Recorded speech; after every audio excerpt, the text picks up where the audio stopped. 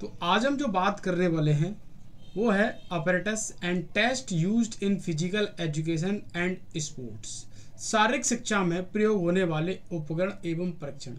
इस बात को आप अच्छी तरीके से जानते हैं। फिजिकल एजुकेशन में अगर हम घुस जाते हैं या स्पोर्ट्स में हम रहते हैं तो हमें बहुत सारे ऐसे इंस्ट्रूमेंट्स या उपकरण या अपैरेटस से हमें रूबरू होना पड़ता है, हम उनके बारे में जानते नहीं हैं। तो आज मैं टोटली ऐसे क्वेश्चंस बताने वाला हूँ जिनको हम लैब में देखते हैं, जिनको हम फील्ड में देखते हैं और अपने साथ में भी कुछ अपैरेटस को लेके चलते हैं, इक्विपमेंट्स को लेके चलते हैं। तो चलते हैं और डिस्कस करते हैं। जितने भी आपके एंट्रेंस एग्जाम, वनडे एग्जाम हुए हैं, 2 क्वेश्चन फिक्स हैं इस लेक्चर से, इस वीडियो से। तो चलते हैं और आगे बढ़ते हैं। सबसे पहला क्वेश्चन है आपके लिए स्कोलियोमीटर। बहुत बार क्वेश्चन पूछा गया है स्कोलियोमीटर। हिंदी इंग्लिश वाले जितने भी हमारे खिलाड़ी हैं वो प्लीज कंसंट्रेट करेंगे, नोट करेंगे। तो स्कोलियोमीटर की मैं बात करूं तो रीढ़ की हड्डी का तिरछापन या झुकाव को मापता है। जैसे आपने देखा हो कुछ लोग जो है टेढ़े होके चलते हैं। जैसे मैं एक एग्जांपल दिखाना चाहूँगा। ये एक लड़की है और इस लड़की की जो स्पाइन है वो टेढ़ी हो गई है, आपने देखा होगा। बाकी जो नॉर्मल स्पाइन है वो सीधी होती है, इसकी टेढ़ी हो गई है। तो कहने का मतलब है कि जब आपकी स्पाइन में, रीढ़ की हड्डी में तिरछापन हो जाए तो उस डिफॉर्मिटीज को, उस विकृति को, उस अपंगता को स्कोलियोमीटर बोलते हैं। ये क्वेश्चन बना आपके एंट्रेंस एग्जाम में, कोई सा पेपर खोल के ओपन करके देख लो आप। A scaliometer measure the curve of your spine in degree। आपकी स्पाइन में, आपकी रीढ़ की हड्डी में एक कर्व बन जाता है। वो कर्व एस शेप में भी बन सकता है, वो कर्व सी शेप में भी बन सकता है आपकी स्पाइन में, और वो बनेगा लेटरल साइड में। लेटरल साइड में नोट कर लेना एक एक क्वेश्चन। अब क्या करते हैं, जब स्कोलियोमीटर, जब किसी को स्कोलियोसिस डिफॉर्मिटीज होती है तो स्कोलियोमीटर का इस्तेमाल करते हैं। मतलब जितनी भी डिफॉर्मिटीज हैं उन्हीं के नाम पे इंस्ट्रूमेंट के नाम है, इतना याद रखना। स्कोलियोसिस डिफॉर्मिटीज होती है और उस डिफॉर्मिटीज को चेक करने के लिए स्कोलियोमीटर का हम इस्तेमाल करते हैं। तो ऐसे आप समझ लेना, नोट कर लेना। A reading of 0 degree is natural curve that show no sign of scoliosis। कहने का मतलब है अगर 0 डिग्री एक स्केल होता है, इसको हम बोलते हैं स्कोलियोमीटर, और डिफॉर्मिटीज है स्कोलियोसिस। स्कोलियोसिस से बना स्कोलियोमीटर, ऐसे नोट कर लेना। अगर 0 डिग्री है तो आप समझ जाना मेरी स्पाइन में कोई भी डिफॉर्मिटीज नहीं है, मेरी स्पाइन, मेरी रीढ़ की हड्डी सही है। अगर वो 0 डिग्री से इंक्रीज होता है कर्व, तो आप समझ जाना आपको स्कोलियोसिस हो गया, क्योंकि आपकी जो चाल डाल है, आपकी जो लाइफ स्टाइल है, आपका बैठने का तरीका है वो गलत है और उसने अडेप्टेशन ले लिया, इसलिए आपकी रीढ़ की हड्डी में एक विकृति पैदा हो गई है, अपंगता पैदा हो गई है। ये सारे क्वेश्चन आपके एग्जाम में पूछे गए, मैं यहाँ पर सारे कवर कर लूँगा A to Z। आगे बढ़ते हैं। स्कोलियोमीटर कंप्लीट किया। अब हम बात करेंगे गोनियोमीटर। ये तो इतनी बार आया एग्जाम में, इसके बारे में कुछ नहीं बोल सकता। गोनियोमीटर आखिर में होता क्या है? गोनियोमीटर को हम समझेंगे जोड़ के पास 2 अंगों के बीच का कोण मापता है। सपोज दैट ये इसकी थाई है और ये इसकी टिबिया फिबुला बोन है। तो ये आपको ब्लैक कलर का दिख रहा होगा कि स्केल है, तो आप देख सकते हैं यहाँ पर जो है 90 से डिग्री एंगल जो है कम बनना है ना। 90 डिग्री तो यहाँ पर बनेगा, इतना कर दूंगा तो जितना हम इसके रेंज ऑफ मोशन, मतलब इसके जो पैर को हम हिस्से टच कराने का प्रयास करेंगे, ये नॉर्मल वे में है, मतलब प्रेशर नहीं देंगे, मतलब किसी की सपोर्ट नहीं लेंगे, ये सेल्फ अपना कितना लेके जा सकता है। तो एक स्केल होता है, उस स्केल से हम चेक करते हैं, उसी को बोलते हैं गोनियोमीटर। और गोनियोमीटर क्या करता है? 2 जॉइंटों के बीच के एंगल को मेजर करता है। गोनियोमीटर क्या करता है? फ्लेक्सिबिलिटी को मेजर करता है, फ्लेक्सिबिलिटी को मेजर करता है। नोट कर लेना एक एक क्वेश्चन। फ्लेक्सिबिलिटी को मेजर करता है, 2 हड्डियों के बीच जो बनना है एंगल, कोण, उसको मेजर करता है। ये सारे क्वेश्चन पूछे गए हैं आपके एग्जाम में। The term goniometry drive from Greek word. आपसे क्वेश्चन पूछेगा कि गोनियोमीटर किस भाषा से लिया गया है? ग्रीक वर्ड से लिया गया है। गोनिया मीन्स होता है गोनिया मीन्स होता है एंगल, एंगल मतलब होता है कोण, नोट करते चले जाना। मेट्रोन मीन्स क्या होता है, मेट्रोन मीन्स होता है मेजर करना, मतलब मापन करना। तो आपसे मैंने कई सारे क्वेश्चन ऐसे बता रखे हैं कि ये किस भाषा से लिया गया है, ये किस भाषा से संबंध रखता है। तो ये ऐसे क्वेश्चन एक कॉपी में एक पेज में नोट करते चले जाना, आप साइड में नोट करते चले जाना। तो गोनियोमीटर फ्लेक्सिबिलिटी को मेजर करता है, और फ्लेक्सिबिलिटी जो शॉर्ट में आपके सामने ROM लिख देगा, इसका मतलब होता है range of motion. Range of motion बोलते हैं, मतलब आपकी बॉडी के अंदर कितना रेंज ऑफ मोशन है। तो कैसे भी क्वेश्चन घुमा के दे दिया जाएगा तो आपको नहीं घुमना है, क्वेश्चन को घुमा देना है। फ्लेक्सिबिलिटी को भी मेजर करता है, रोम को भी मेजर करता है, एंगल को भी मेजर करता है, ग्रीक वर्ड से लिया गया है। आगे बढ़ते हैं नेक्स्ट। अब हम बात करेंगे मायोग्राफी। मायोग्राफी आखिर में क्या है? मायोग्राफी की मैं बात करूं, मांसपेशियों के संकुचन का मापन करना, वो मायोग्राफी के थ्रू होता है। जैसे हम बात करते हैं, myography is any device used to measure the force produced by muscle when under contraction. कहने का मतलब है, आपने देखा होगा आपकी मसल की कॉन्ट्रैक्शन लेवल जब होती है या आप करवाते हैं मूवमेंट, वैसे तो 24 और 24 घंटे आपकी मसल में मस्कुलर कॉन्ट्रैक्शन होता है। वो डिपेंड करता है कि कौन सा वाला कॉन्ट्रैक्शन, मतलब किस मसल्स में हो रहा है, क्योंकि मसल हमारी बॉडी में 3 टाइप्स की देखने को मिलती है। तो वो जो है संकुचन मतलब कॉन्ट्रैक्शन, मायोग्राफी के माध्यम से देखते हैं उसकी बॉडी के अंदर कितना संकुचन कॉन्ट्रैक्शन हो रहा है।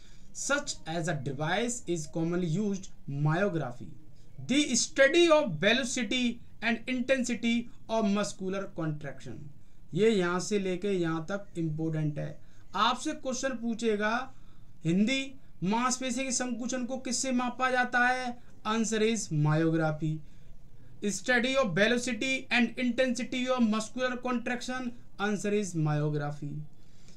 आपने एक वर्ड सुना होगा मायोलॉजी। मायोलॉजी का मतलब होता है स्टडी ऑफ मसल।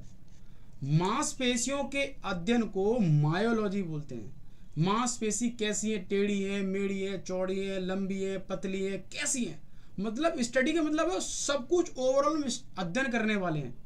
याद रखना, एक एक क्वेश्चन अपनी लैंग्वेज में नोट करते चले जाना। आगे बढ़ते हैं। बायोप्सी टेस्ट, ये तो बहुत बार क्वेश्चन पूछा गया। बायोप्सी टेस्ट क्या होता है? बायोप्सी टेस्ट मांसपेशी के तंतुओं का अध्ययन करता है। तंतु मतलब होता है मसल्स फाइबर। हम बात कर रहे हैं मसल फाइबर, मसल फाइबर। अब ये मसल्स फाइबर क्या होते हैं वो भी मैं आपको बताता हूँ। बायोप्सी टेस्ट से हम मेजर करेंगे मांसपेशियों के तंतुओं का अध्ययन। अब biopsy is a simple tissue taken, एक ऊतक का टुकड़ा लेंगे। ऊतक मतलब कोशिकाओं से बना हुआ, सेल से बना हुआ एक, जो हम बोल सकते हैं पार्ट। जैसे बहुत सारे सेल इकट्ठे हो जाते हैं तो ऊतक बन जाता है, जिसको हम टिश्यू बोलते हैं। तो एक हमने एक जो है टिश्यू लिया फ्रॉम बॉडी, अपने शरीर से, जहाँ हम बोल सकते हैं इसके भी एक मैकेनिज्म है कहाँ से हम लेते हैं। तो जितने भी लोग इस वीडियो को सुन रहे हैं, देख रहे हैं और आपने पढ़ा है, तो मुझे बताना कि जो मांसपेशी का टुकड़ा लेते हैं, जो टिश्यू का टुकड़ा लेते हैं चेक करने के लिए, उसकी लोकेशन कौन सी होती है। ये क्वेश्चन मास्टर्स वाले और वनडे एग्जाम वाले जो प्रिपरेशन कर रहे हैं वो इसका रिप्लाई देंगे। ये क्वेश्चन आया हुआ है, मैं आपको कुछ दिनों में कराने वाला हूँ ऐसे बहुत टाइप के जो क्वेश्चन जो फिजियोलॉजी वाले होते हैं। तो बायोप्सी क्या करती है? आपने सुना होगा कि हुसैन बोल्ट इतना तेजी क्यों भागता है, आज तक उस जैसा कोई व्यक्ति क्यों नहीं आया? क्योंकि मैंने आपको बताया मसल की जब हम बात करते हैं, मसल के अंदर हमारे 2 टाइप्स के फाइबर देखने को मिलते हैं। 2 टाइप्स के फाइबर देखने को मिलते हैं। एक होता है जिसको हम बोलते हैं रेड मसल्स फाइबर, और एक होता है जिसको हम बोलते हैं white muscles fibre. Red muscles fibre, white muscles fibre. Red muscle जो फाइबर होता है ये सब के सब एंडोरेंस एक्टिविटी के लिए इस्तेमाल किए जाते हैं, और वाइट मसल्स फाइबर जो होते हैं हम बोल सकते हैं इस स्पीड के लिए किए जाते हैं, या हम बोल सकते हैं शॉर्ट रेसेस, या हम बोल सकते हैं लॉन्ग रेसेस। कहने का मतलब है किसी टाइप से क्वेश्चन पूछ लिया जाएगा। तो जब भी हम किसी खिलाड़ी की जांच पड़ताल करते हैं, चेक करते हैं कि इसके अंदर इसकी मांसपेशियों में किस टाइप के फाइबर ज़्यादा है, ये कैसी एक्टिविटी करता है, तो हम बायोप्सी का सहारा लेते हैं। ये एक टेस्ट होता है, इसके थ्रू हमें पता चल जाता है कि इसकी मांसपेशियों में किस टाइप के फाइबर का जो है प्रेजेंटेशन, या हम बोल सकते हैं परसेंटेज, या अधिकता, या हम बोल सकते हैं उसकी बॉडी में सबसे ज़्यादा कौन सा है। तो अगर वाइट देखने को मिलता है तो वो आदमी ऑटोमेटिकली जो है स्पीड वाले एक्टिविटियों को, और एक और क्वेश्चन लिख लो यहाँ पर, एनारोबिक एक्टिविटी जितनी भी होती हैं वो सबसे अच्छा करेगा। तो हुसैन बोल्ट में वाइट मसल्स फाइबर देखने को मिलते हैं, नोट कर लेना। कार्ल लुइस था, उसमें भी ठीक ठाक था, उसने भी पूरी दुनिया में नाम कमाया। रेड मसल्स फाइबर जो होते हैं ये मिलते हैं जो लॉन्ग डिस्टेंस रेस करने वाले जितने भी धावक होते हैं, मैराथनर जितने भी होते हैं, उन सब में वाइट मसल देखने को रेड मसल्स फाइबर देखने को मिलते हैं। क्योंकि red muscles fibre endurance, long term race, long term activity को इंडिकेट करते हैं, और वाइट मसल जो होते हैं वो स्पीड को, शॉर्ट रेसेस को इंडिकेट करते हैं। तो इसमें क्वेश्चन तो बहुत सारे बनते हैं, मेरी वीडियो देख लेना, आप डालना टाइप्स ऑफ मसल्स फाइबर वाई अनुज जिम्नास्ट, आपको निकल के आ जाएगी मेरी वीडियो, उसमें मैंने सब कुछ बता रखा है। आगे बढ़ते हैं। नेक्स्ट हम बात करेंगे डायनोमोमीटर। ये तो बहुत बार पूछा गया, ये भी बहुत बार पूछा, सारे पूछे गए। अब मैं कैसे बताऊं, आपने बहुत बार इस्तेमाल करते हुए बचपन में देखे होगे, मेले वेले में जाते हैं तो एक ऐसा मार्केट से उठाकर लेकर आते हैं और उसको हाथ से दबाने का प्रयास करते हैं। इसको पावर ग्रिप के नाम से भी जानते हैं, इसको हम पावर ग्रिप के नाम से भी जानते हैं। डायनोमीटर कमर, पैर, हाथ आदि ताकत को मापता है। अगर यहां पर ये हैंड ग्रिप इस्तेमाल कर रहा है, आपको पता है हाथ में इस्तेमाल कर रहा है, तो इससे इसकी ग्रिप पावर का अंदाजा लगाए जाएंगे। हम क्या लाएंगे, इसकी ग्रिप जो है, इसकी ग्रिप में कितनी ताकत है, और ये जो इसका जो मीटर है वो यहाँ से खिंच के कहाँ भाग गया, तो ये इसमें इंडिकेट करता है कि आपकी ग्रिप कितनी स्ट्रांग है, पकड़ मजबूत कितनी है ना। तो इससे डायनोमीटर से हम हाथ की चेक कर रहे हैं, सेम ऐसी कमर की होती है, सेम पैर की होती है। तो ये आप गूगल पे जाके सर्च कर सकते हैं और देख सकते हैं। मैंने सारे इंस्ट्रूमेंट ये इस्तेमाल कर रखे हैं बायोप्सी को छोड़कर। आगे बढ़ते हैं। डायनोमीटर की मैं बात करूं, डायनो मतलब क्या होता है, डायनो मतलब हम बात करें, dyno for short device for simultaneously measuring the torque and rotational speed. कहने का मतलब है एक ही क्वेश्चन सबसे ज्यादा बनता है, डायनोमीटर से क्या मेजर करते हैं, हैंड ग्रिप पावर, और नहीं होगा तो ऐसे लिख लो स्ट्रेंथ। स्ट्रेंथ को मेजर करने वाला इंस्ट्रूमेंट क्या है, डायनोमीटर। ऐसे भी क्वेश्चन बनता है। ताकत को मापने वाला यंत्र का नाम क्या है, डायनोमीटर। डायनोमीटर से क्या मेजर करते हैं, ताकत, स्ट्रेंथ। और मैंने बताया strength these are 3 types. Strength 3 प्रकार की होती है। नंबर 1 में बात करूं, मैक्सिमम स्ट्रेंथ, मैक्सिमम छोड़ेंगे नहीं एक भी question, strength. Number 2 explosive strength. Number 3 strength endurance. ये 3 प्रकार की maximum strength, explosive strength, strength endurance. इसमें सबसे ज्यादा बनता है एक्सप्लोसिव स्ट्रेंथ, जिसको हिंदी में बोलते हैं विस्फोटक शक्ति। इसको हम बोलते हैं विस्फोटक शक्ति, नोट कर लेना। और इसका एग्जाम्पल है आपका ब्रॉड जंप, लॉन्ग जंप। ये वो क्वेश्चन है जो आपके entrance exam and one day exam पूछेंगे। Broad jump, long jump, triple jump, explosive strength को मेजर करते हैं, नोट कर लेना। आगे बढ़ते हैं। मैनोमीटर की मैं बात करूं, मैनोमीटर वेरी वेरी इंपॉर्टेंट। ये सारे इंपॉर्टेंट ही है, मैं क्या बताऊं आपको। मैनोमीटर की मैं बात करूं, ग्रिप स्ट्रेंथ, आप बोलेंगे सर उसमें और इसमें डिफरेंट क्या है, बिल्कुल बताएंगे आपको। हाथ की पकड़ मापता है। Manometer is a device to measure pressure. इसमें और उसमें ज़्यादा डिफरेंट नहीं है। इसमें जो है एक तरीके से हम प्रेशर को मेजर करते हैं कि कितना प्रेशर आप दे रहे हैं, और इस बात को आप जानते हैं प्रेशर फोर्स से ही होता है भाई, हमारी बॉडी का जो इंटरनल फोर्स होता है वहीं से अप्लाई होता है। तो आपको ऑप्शन दिख जाएगा क्लियर कट, तो आप समझ जाना। ये थोड़ा सा एक अपने आप में बोल सकते हैं एक एडवांस है, वो आपको पता है घरेलू हर जगह मिल जाता है, मेले में भी मिल जाता है, 25 रुपये का 30 रुपये का जैसा लो, है ना, इसमें हर टाइप के आते हैं। उसके बाद है हमारा स्टेथोस्कोप, वेरी इंपॉर्टेंट, सब लोगों को बुखार आता है और सब लोग जाते हैं। स्टेथोस्कोप की हम बात करें, हृदय की धड़कन को मापता है। आपने देखा हो हृदय जो है आपका लब डप करता रहता है। The stethoscope is a acoustic medical device. कहने का मतलब है, इसके बारे में मैं क्या बोलूं, ये तो सब लोगों को आपको पता ही है कि ये जो है इससे हम जो है हृदय की धड़कन को मेजर करते हैं। ये सब लोगों ने बचपन से जो है चेक किया है, तो इसके बारे में मुझे बताने की ज़रूरत नहीं है। आगे बढ़ते हैं। ये है सेगमेनोमीटर, वेरी इंपॉर्टेंट, ये बहुत बार पूछा जाता है सेगमेनोमीटर क्या होता है।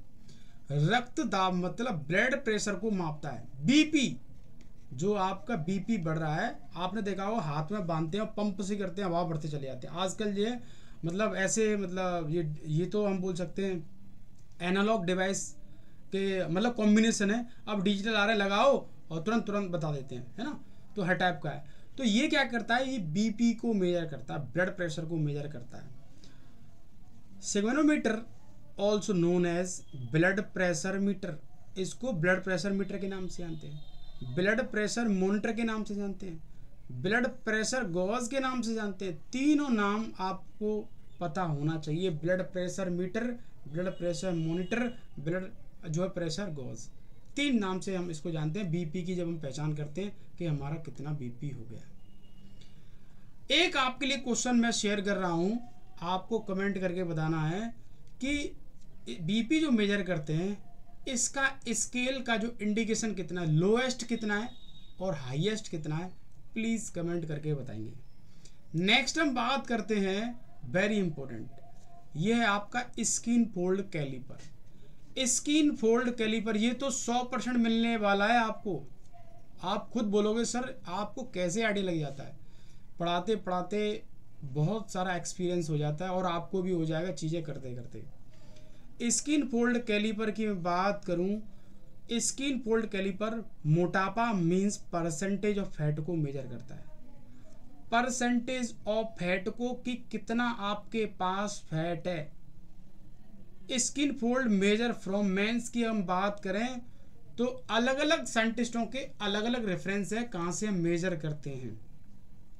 अलग अलग जो साइंटिस्ट होते हैं उनके सबके अलग अलग है। तो यहाँ पे मैं बात करूँ, मेंस में एक एब्डोमिनल है, चेस्ट है और जो है आपकी आर्म्स है, जो कि एक अपने आप में हम बोल सकते हैं चेक कर लेते हैं। बट ये कोई हम बोल सकते हैं ऐसा क्वेश्चन आपको नहीं मिलेगा, सिर्फ ये मिलेगा, हाँ ये बन सकता है कि हम कहाँ पर जो है स्किन फोल्ड कैलिपर का इस्तेमाल कर सकते हैं, किन किन जगह पर ऐसा मिलेगा, तो मैंने आपको बता दिया, पहचान लेना। बीमेंस की बात करूँ, ये बनता है इंपॉर्टेंट, सबसे ज़्यादा बीमेंस को फैट अगर देखने को मिलता है तो वो मिलता है ईलियक। आप बोलेंगे ईलियक क्या होता है, ईलियक का मतलब ये होता है इसने जो पकड़ रखा है कमर, बेली, और इसी को हम एप्पल शेप के नाम से जानते हैं। गर्ल्स में जो है सबसे ज़्यादा अगर फैट बढ़ता है तो उनका जो लोअर पार्ट है, बेली वाला पार्ट है, वो वहाँ देखने को मिलता है। मैं यहाँ पर एक चीज़ बताना चाहूँगा, मेंस के लिए सबसे ज़्यादा फैट बढ़ता है मोटूराम, आप सब लोगों नाम सुना होगा, पेटूराम, एब्डोमिनल हिस्सा मतलब जिसको हम बोल सकते हैं पेट वाला जो हिस्सा है, इसीलिए इसको एप्पल शेप या हम बोल सकते हैं अनाशपाती आकार जो है किसको बोला जाता है, पेल्विक फॉर वीमेंस, महिलाओं के लिए बोला जाता है। तो स्किन फोल्ड कैलिपर से परसेंटेज ऑफ फैट को मेजर किया जाता है, नोट कर लेना। एक क्वेश्चन बनता है बीएमआई, बीएमआई से क्या मेजर करते हैं, बहुत सारे स्टूडेंट्स को नहीं पता है, वो भी लगा देते हैं परसेंटेज ऑफ फैट। बीएमआई जो है परसेंटेज ऑफ फैट को मेजर नहीं करता है, ये जो है ओबेसिटी को मेजर करता है। ओबेसिटी मतलब मोटापा, मतलब मोटापा, फैट परसेंटेज ऑफ फैट को मेजर नहीं करता, ओबेसिटी को मेजर करता है। इसका एक स्केल है कि कितने से कितने के बीच में अगर आप आते हैं तो आप फिट रहेंगे, और ये जो है ज़्यादा रिलायबल भी नहीं है, याद रखना। इससे अच्छा पोंडर इंडेक्स पड़ता है, वो रिलायबल माना जाता है, रिसर्च बोलती है, जिसको हम बोलते हैं PI, पोंडर इंडेक्स। नेक्स्ट हम बात करेंगे स्टेडियोमीटर। ये तो अब मैं इसके बारे में क्या बात बताऊं, ये तो इतना इजी क्वेश्चन है कि इसको डालना ही डालना है, उनको क्वेश्चन मिलता नहीं है। स्टेडियोमीटर मानव की लंबाई को मापता है कि वो कितना लंबा है। तो ऐसे आप जब भर्ती देखने गए होंगे पुलिस की, आर्मी की, तो नीचे खड़ा कर दिया जाता है, ऊपर से एक फौजी जो है लगाता है आपकी गर्दन टच करके देखता है कि कितनी हाइट है, तो उससे हम लंबाई को मेजर करते हैं। Stadiometer is a piece of medical equipments using for measuring human height. मनुष्य की ऊंचाई को, हाइट को मेजर करने का काम करता है स्टेडियोमीटर। स्टेडियोमीटर नोट कर लेना। आ जाओ एंथ्रोपोमेट्रिक रॉड। अगर रॉड नहीं होगी तो खाली एंथ्रोपोमेट्रिक होगी। आप बोलेंगे सर एंथ्रोपोमेट्रिक क्या है? एंथ्रोपोमेट्रिक की मैं बात करूं, ये एक अपने आप में पूरी किट मानी जाती है। एंथ्रोपोमेट्रिक की मैं बात करूं तो ये पूरी किट मानी जाती है, और इस किट के अंदर वो सारे इंस्ट्रूमेंट रहते हैं, वो सारे उपकरण रहते हैं जो हम अपने शरीर में इस्तेमाल करते हैं, चाहे वो परसेंटेज फैट की बात हो, एंगल की बात हो, और विड्थ की बात हो, चौड़ाई की बात हो, सब कुछ मेजर कर लेते हैं। ये मतलब होल है, एक तरीके का सब कुछ मेजर कर सकते हैं। तो एंथ्रोपोमेट्रिक रॉड शरीर के विभिन्न अंगों की लंबाइयों को मापता है। और ये क्वेश्चन बना है एंथ्रोपोमेट्री फ्रॉम ग्रीक वर्ड्स।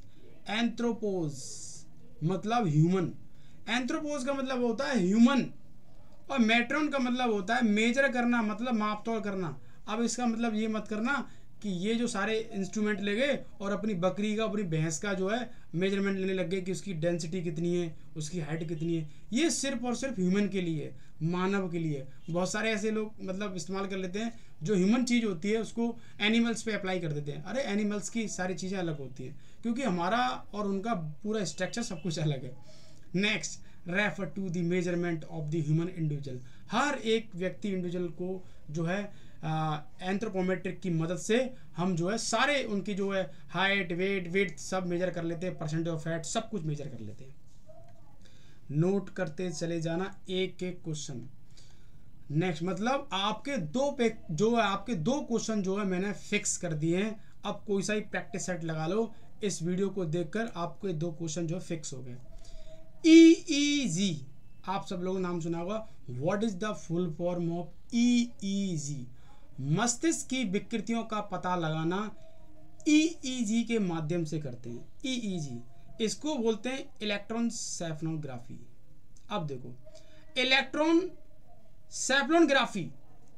इलेक्ट्रोसेफलोग्राफी ये जो है आपके ब्रेन में कोई भी डिफॉर्मिटीज हुई है, डिफॉर्मिटीज का मतलब होता है कोई भी अपंगता हुई, आप मतलब दिमाग काम नहीं कर रहा है आपका, पागल हो गए हैं, किसी का सर फोड़ दे रहे हैं, तो EEG की मदद से हम ये पता करते हैं इसके ब्रेन में हो क्या गया है। इसको कोई डिसऑर्डर तो नहीं है, कोई न्यूरो प्रॉब्लम तो नहीं है, कोई ऐसी अपंगता तो नहीं है, तो हम पता करते हैं EEG की मदद से।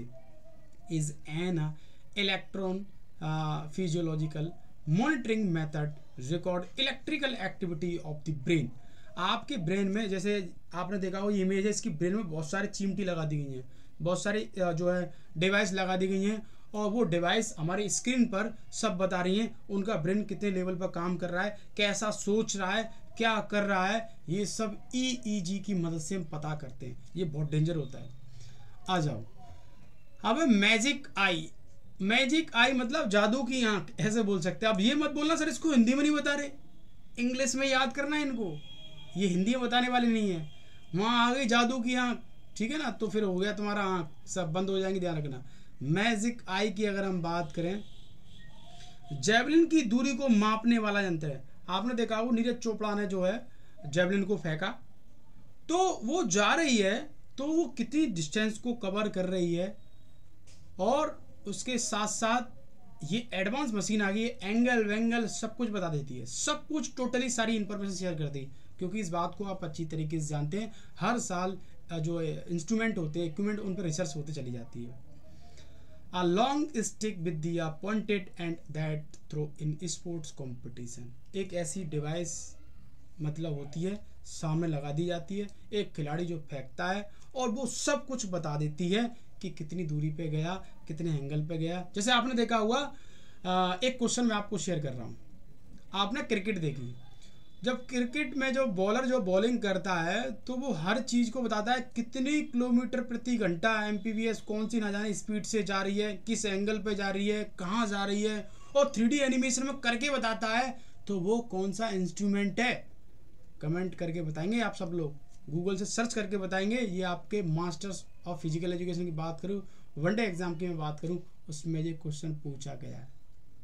आ जाओ, स्पायरोमीटर ये सबके घर पर होना चाहिए। एक एडवांस आता है और एक नॉर्मल आता है, तो नॉर्मल वाला आपके घर होना चाहिए। बोलेंगे ऐसा क्यों? ये आपकी लंग्स कैपेसिटी को मेजर करता है। लंग्स कैपेसिटी में कोई खराबी तो नहीं आ रही, तो आपको एक आइडिया लग जाएगा और वो स्किन निकाल के दे देता है कि आप फिट हैं। नॉर्मल, मीडियम, हाई जो भी सब दे देगा वो। स्पायरोमीटर फेफड़ों की क्षमता को मापता है, लंग्स कैपेसिटी।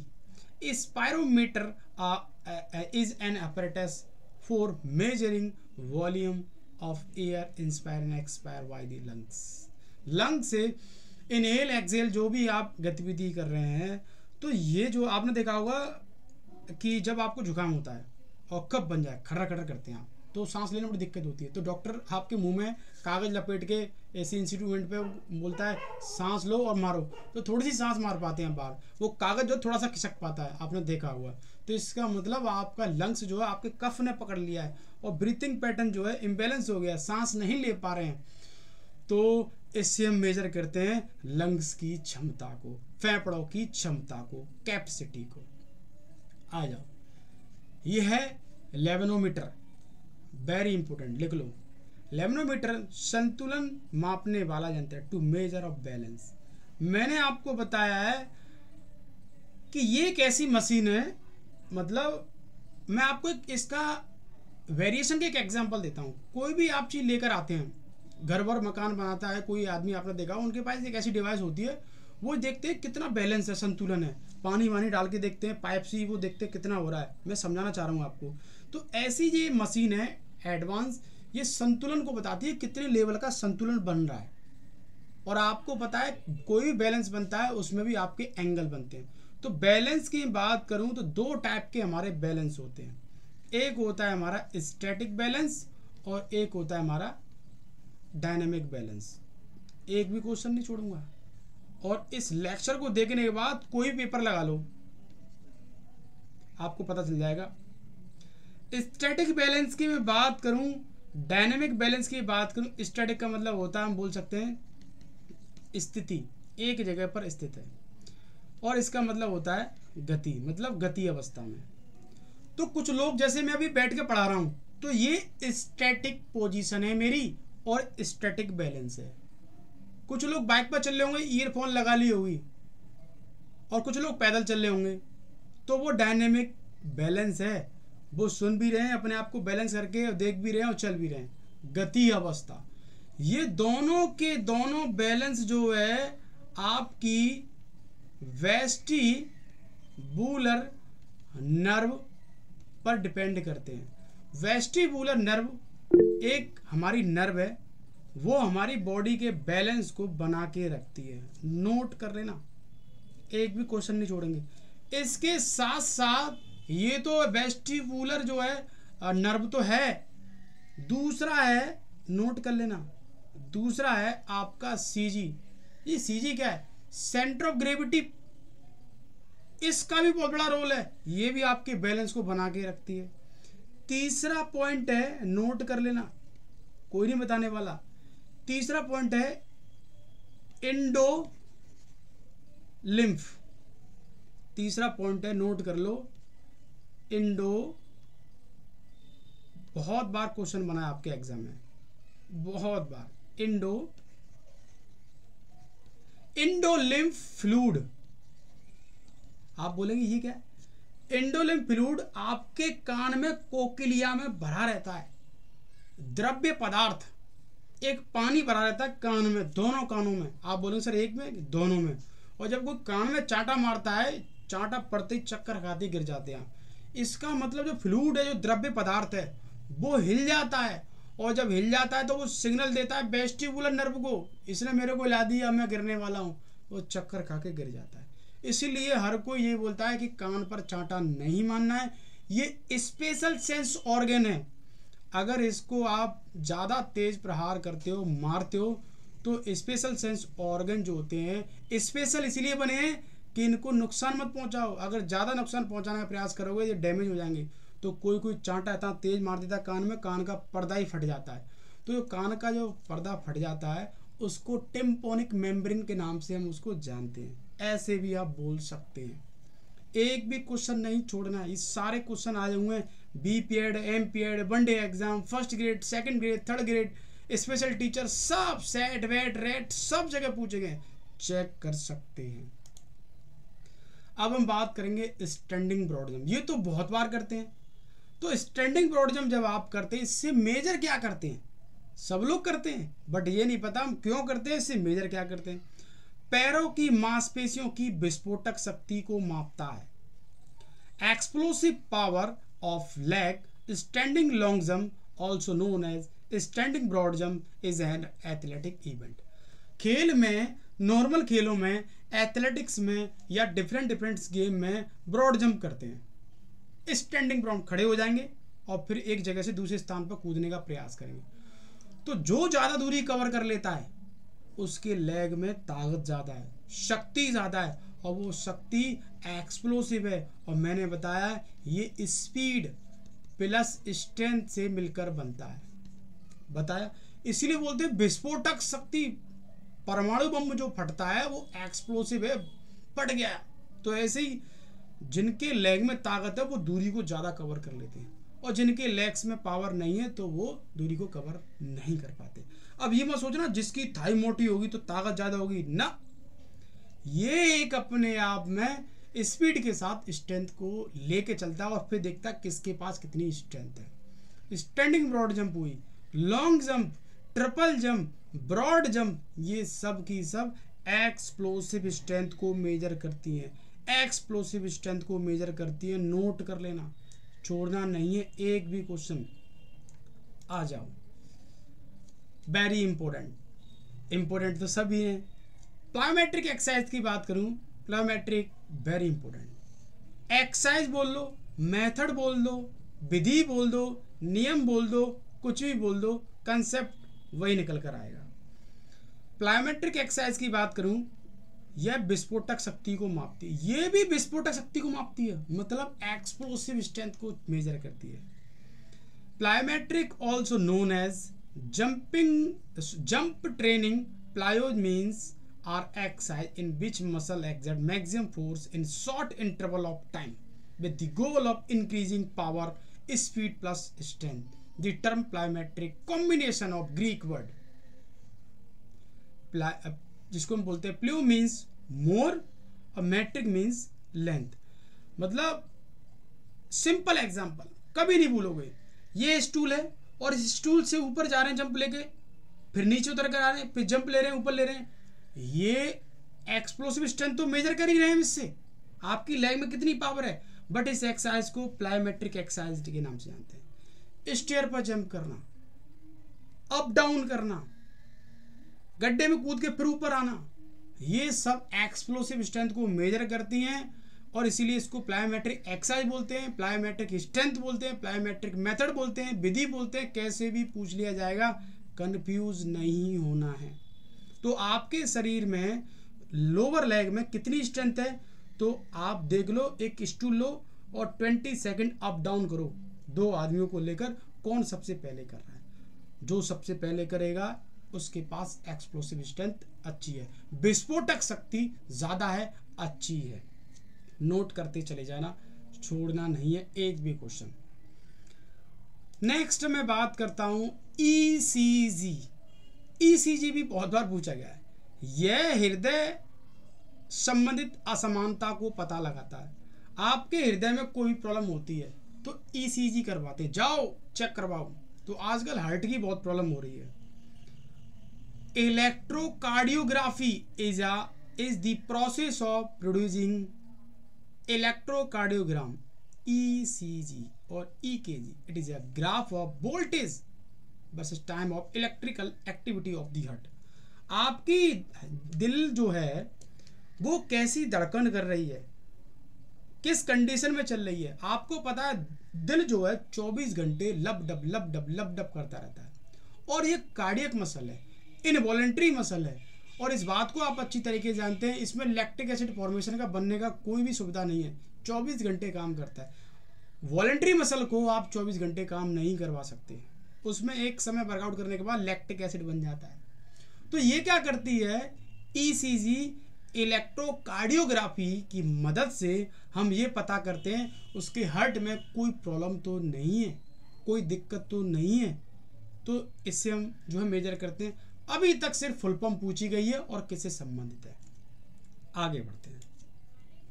वर्टिकल जंप एक यूनिवर्सिटी है बनारस के अंदर, उत्तर प्रदेश के अंदर, महात्मा गांधी काशी विद्यापीठ यूनिवर्सिटी. तो वहाँ पर वर्टिकल जंप उनके PFT में इस्तेमाल होती है, फिजिकल फिटनेस टेस्ट में, तब जाके एडमिशन मिलता है.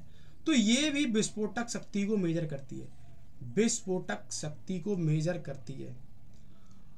A vertical jump or vertical leap is the act of jumping upward into the air. मैं यहाँ खड़ा हूं और मैंने अपने हाथ से दीवार पे मार कर दिया. मैं खड़े खड़े जंप लेके उस दीवार को टच करने का प्रयास करूंगा कि मैं कितनी दूरी तक ऊपर जा सकता हूं. वर्टिकल का मतलब होता है सीधे, लंबवत, एकदम सीधे कितना जा सकता हूं, अपने हाथ को ऊपर लेके जा सकता हूं.